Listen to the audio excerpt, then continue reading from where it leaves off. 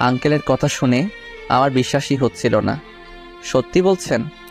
হুম, আমার একটা নিজেরই কোম্পানি আছে, ওখানে তোমাকে জব দিব আর তোমার থাকার ব্যবস্থা করব। আপনাকে ধন্যবাদ দিয়ে ছোট করব না। আপনি সত্যি মহান।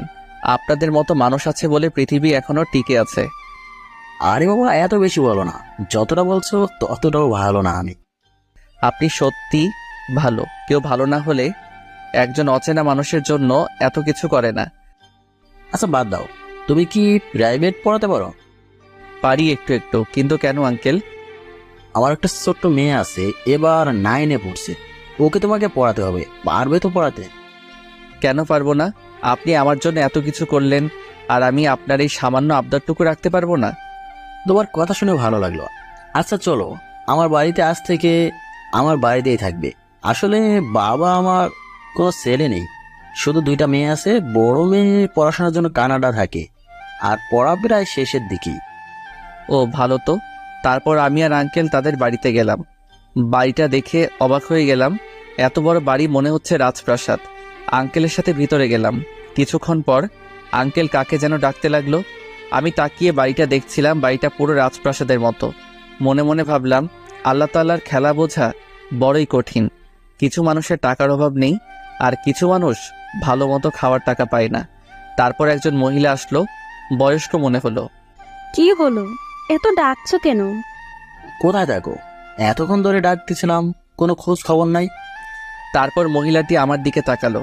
আমি একবার তাকিয়ে নিচের দিকে তাকিয়ে রইলাম। এটা কে? হঠাৎ কাকে ধরে নিয়ে আসছো? আরে বলো না, ওকে হাসপাতালে পেয়েছি।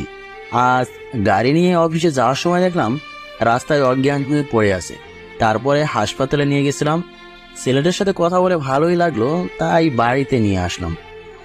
ওহ, ভালোই করেছো। আমাদেরও কোনো ছেলে নাই। তারপর আন্টি আমার উদ্দেশ্যে বলল, তা বাবা, তোমার নাম কি? আমার নাম অভ্র। খুব সুন্দর নাম। তোমার বাড়িতে কে কে আছে? আন্টি, বাড়িতে মা আর ছোট একটা ভাই আছে। কেন, তোমার বাবা নেই? বাবা মারা গেছে 4 বছর আগে রোড অ্যাক্সিডেন্টে। সরি বাবা, বুঝতে পারিনি, হঠাৎ তোমাকে কষ্ট দিলাম। না, সরি বলার কি আছে আন্টি? যা সত্যি তাই তো বলেছেন, মনে করে না দিলেও কি এটা ভোলার বিষয়? বাবা, ঠিক বলেছ। বাবা সত্যি তুমি মহান। আরে তোমরা কি শুরু করেছো? ছেলেটা হাসপাতাল থেকে আসলো, আর তুমি তাকে আর তার বাবার কথা মনে করিয়ে দিচ্ছ। আচ্ছা বাবা, তুমি উপরে চলো, তোমার রুমটা দেখিয়ে দেই। তারপর আন্টির সাথে উপরে গেলাম। বাড়িতে অনেকগুলো ঘর আছে। আন্টি আমাকে